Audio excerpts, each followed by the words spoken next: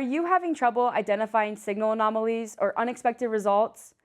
Check out mass testing on the MXO3 oscilloscope. Mass tests quickly reveal whether a specific signal lies within defined tolerance limits. The test provides pass or fail evaluations for assessing the quality and stability of a device under test.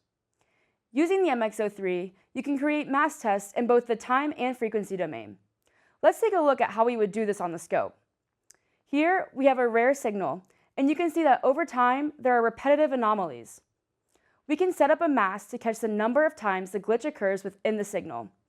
I am going to enable my pre-configured mask.